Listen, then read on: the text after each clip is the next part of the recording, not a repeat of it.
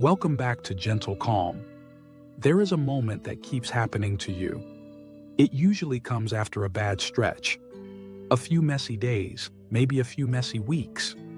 You have been off, distracted, numb, avoiding things, letting life slide in small ways that slowly become large ones. Then one morning, something in you tightens. You look around and think, no, not again. I cannot keep living like this. And in that moment, you feel different, clearer, stronger, more serious. You make a list, you clean your space. You tell yourself this is the turning point.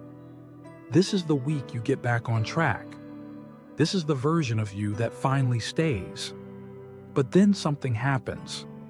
Not a disaster, not some dramatic collapse, just ordinary life. You get tired. Work drains you. Your emotions shift. The day gets crowded. Your mind gets noisy again.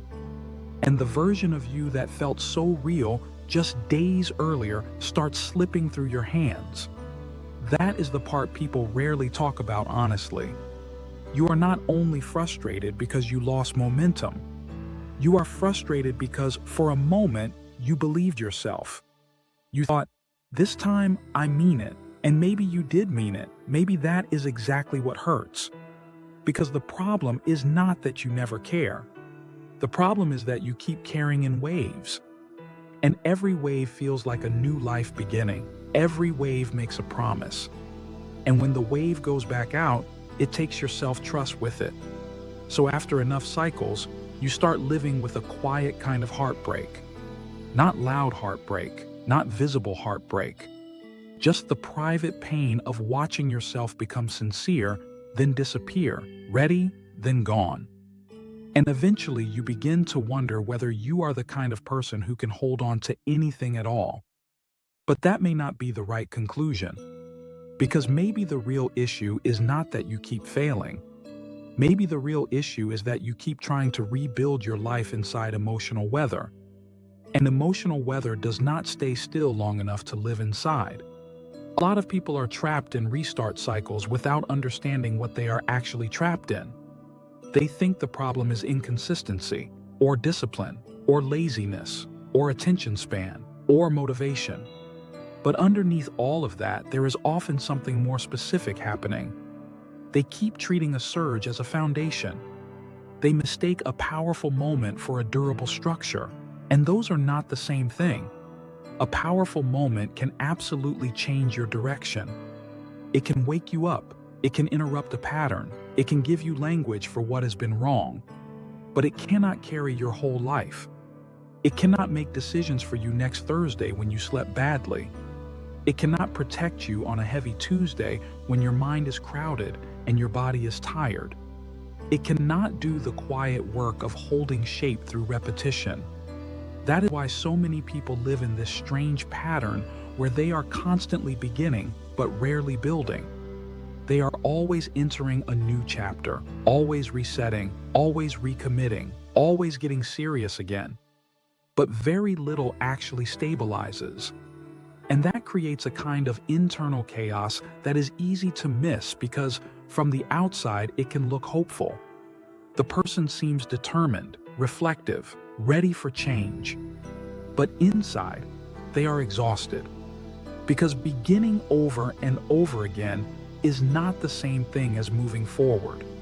Sometimes it is just another form of instability.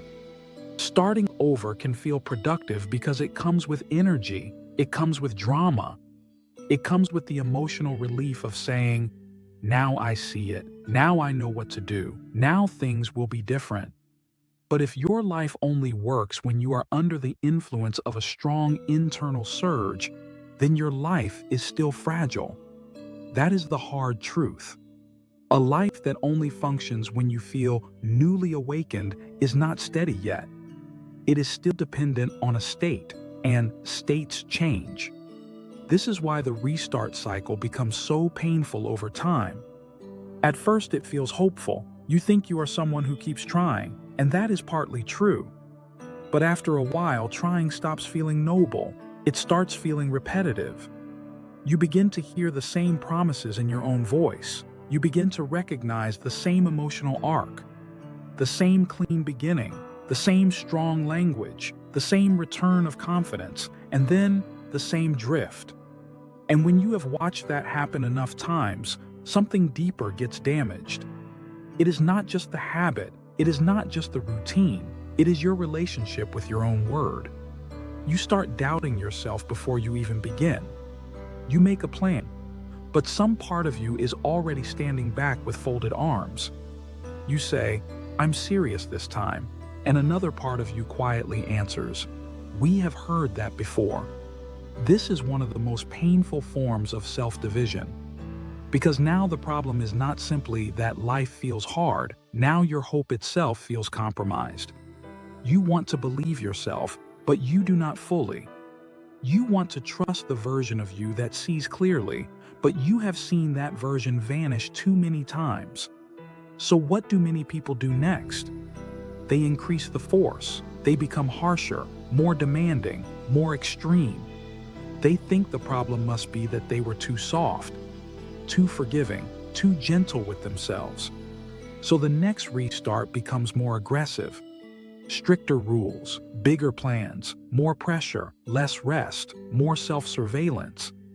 And sometimes that works for a little while. But force is unstable too. Pressure can produce motion, but it rarely produces peace. It can create a short burst of obedience, but it often does so by filling your life with tension. So now the cycle has two engines instead of one. First, there is inspiration, then there is self-attack. One says, become a new person. The other says, punish yourself until you do. Neither one creates a life that feels safe to return to. This is why many people do not just avoid the task. They begin avoiding the atmosphere around the task because the atmosphere has become heavy. Everything feels loaded. Missing one day feels symbolic. Losing rhythm feels humiliating. A simple action becomes tangled with identity, disappointment, and self-judgment. And eventually the mind would rather escape than re-enter all of that. This is why starting over is not just a productivity problem. It is an emotional pattern, an identity pattern, sometimes even a relational pattern with yourself. You are not simply dropping routines. You are repeatedly breaking the bond between your clearer self and your daily self. One part of you sees what matters, another part cannot carry it consistently. And without something stable in the middle, those two selves keep losing contact. That middle piece matters more than most people realize. Because the goal is not to become a person who always feels strong. That person does not exist. The goal is to become a person whose life does not fall apart every time strength fluctuates. That is a very different aim. It is quieter, less cinematic, less emotionally exciting.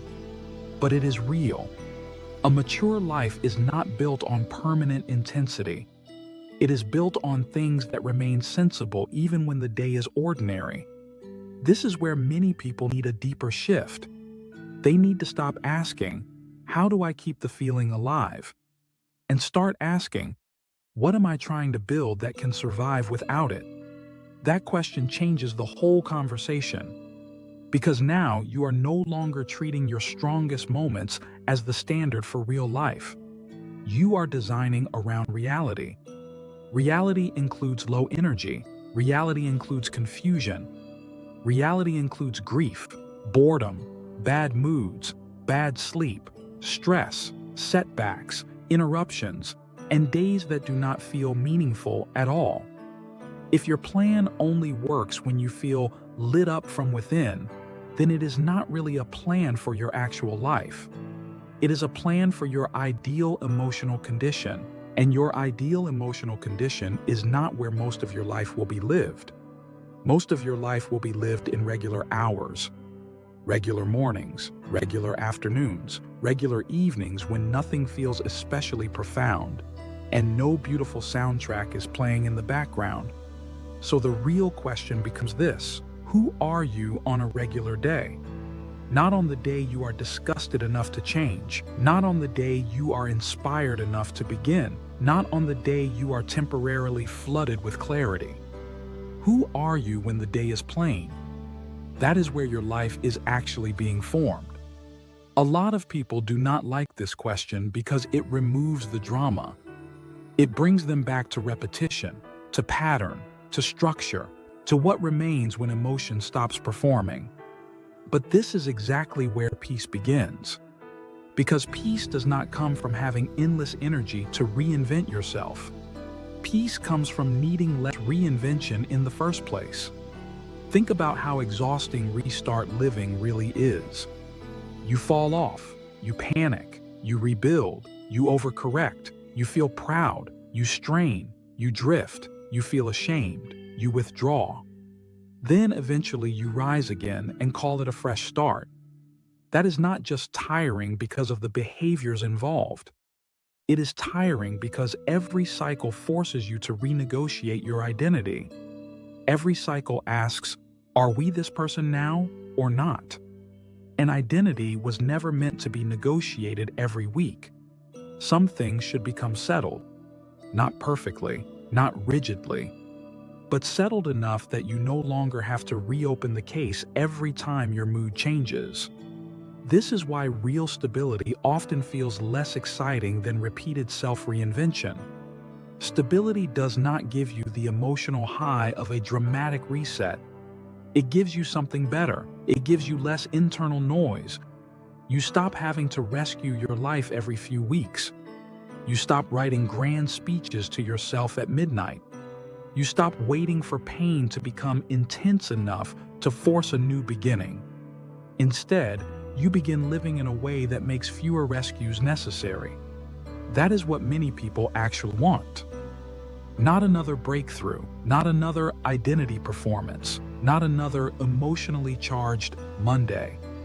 They want a life that does not keep slipping out from under them. And that kind of life usually begins with smaller questions than people expect. What do I need to make less negotiable? What am I overcomplicating? Where have I been depending on emotion to make basic things happen? What am I repeatedly trying to fix with intensity that really needs design? What part of my life keeps collapsing because it was never supported, only pushed? Those are strong questions, because they move you away from self-condemnation and toward reality. They help you see that the opposite of chaos is not control. It is order, and order is different from pressure. Pressure shouts, order stays. Pressure demands, order supports. Pressure says, become better immediately. Order says, let us stop building a life that keeps breaking under normal conditions. This is why I think many people are not actually trapped by laziness. They are trapped by unstable foundations. They keep trying to produce lasting change through emotional force, self-disgust, urgency, comparison, or temporary determination. But change built that way tends to wobble, because the energy underneath it is unstable, and when the energy is unstable, the identity built on top of it becomes unstable too. So if you keep starting over, it may be worth asking whether you have confused seriousness with intensity. Those are not the same thing. Intensity is loud, it surges, it announces itself. It wants visible transformation right now. Seriousness is quieter. Seriousness says, I am no longer interested in living in a way that has to be constantly repaired. Seriousness is willing to be less impressive in order to become more consistent. Seriousness is willing to look plain. It is willing to choose the version of change that does not flatter the ego. Because there is an ego pleasure in dramatic new beginnings. It feels powerful to say, everything changes now. It feels powerful to imagine a total reinvention. What feels less glamorous is deciding that maybe what needs to change is not your personality, but your environment. Not your identity declaration, but your daily shape. Not your emotional force, but your level of friction. Not your dream of becoming a new person overnight, but your willingness to stop abandoning yourself in ordinary moments. That is a different kind of growth. A calmer kind, a less performative kind, a more durable kind. And maybe that is the deeper invitation here. To stop asking yourself for these huge emotional demonstrations of commitment. To stop expecting transformation to arrive like a storm. To stop building your relationship with yourself around these dramatic peaks and disappointing valleys. And instead, to become someone you can live with on a Tuesday. Someone whose choices still make sense when the mood is flat. Someone who does not disappear the second the emotional charge leaves the room. Someone who knows that a steady life is not created by repeatedly becoming intense. It is created by becoming inhabitable. That word matters. Inhabitable. Can your life be lived inside as it is currently structured without constant rescue? Can your routines be returned to without shame ceremonies and identity speeches? Can your standards survive contact with a normal week? If not, then of course you keep starting over, because there is nothing stable enough to return to. Only pressure, only bursts, only temporary versions of you making temporary promises. But the moment you begin building something gentler and stronger underneath your days, the whole atmosphere can change. You do not have to become less ambitious. You do not have to lower what matters. You do not have to stop caring deeply about your life. You simply have to stop demanding that care arrive in a dramatic form before it counts. Care can look quiet. Care can look like reducing the distance between what you say matters and what your day can actually hold. Care can look like refusing to make plans that only a superhuman version of you could maintain. Care can look like choosing a rhythm that your nervous system does not have to fight. Care can look like returning before the collapse becomes total. That is another thing worth remembering. You do not always need a full restart. Sometimes you only need a return. And those are very different energies. A restart often carries shame, urgency, and a need to reinvent. A return is simpler. A return says, I drifted, I am here again. No ceremony, no self-hatred, no exaggerated promises. Just contact. That is how self-trust slowly comes back. Not through one heroic week, not through finally becoming flawless. Not through proving that you can hold a perfect streak forever. It comes back when your life stops depending on emotional miracles. It comes back when your word becomes lighter, cleaner, and more believable. When you stop saying the biggest thing and start doing the truer thing. When you stop trying to impress yourself with how much you feel and begin respecting what you can actually sustain. That is when things begin to settle. And once they begin to settle, something surprising happens. You may become less dramatic, but you also become less divided. You stop living as two people, the one who sees clearly and the one who ruins everything. You begin becoming one person again. A person who can feel deeply without needing to be ruled by every feeling. A person who can lose rhythm without losing identity. A person who can have a hard week without making it mean the whole life is broken. That is the kind of strength many people are actually looking for. Not intensity, not endless motivation, not one final restart that fixes everything forever. Just enough inner order that life stops turning into debris every time the weather changes. So maybe the question is not, why do I keep starting over? Maybe the better question is, why does my life keep requiring rescue? That question is harder, but it is also more honest. Because once you ask it, you stop blaming your character for what may actually be a structural problem. And once you stop turning every struggle into a character indictment, you can finally begin building differently. More slowly, more truthfully, more sustainably. You can begin making a life that does not need your strongest self in order to remain intact. And that may be the real turning point. Not the moment you finally become permanently fired up, but the moment you stop worshiping fire. Not the moment you promise yourself a new life, but the moment you start creating one that can hold. If this resonated with you, subscribe to Gentle Calm. This channel is for people who are tired of living in cycles of collapse, pressure, reinvention, and self-doubt, and who want something steadier underneath the surface of their life. If you want to go deeper, the Gentle Calm books, the Daily Reset Journal, and the Substack are all linked below.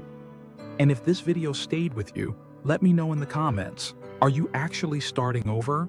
Or are you living in a life that keeps needing rescue? Thank you, and stay calm.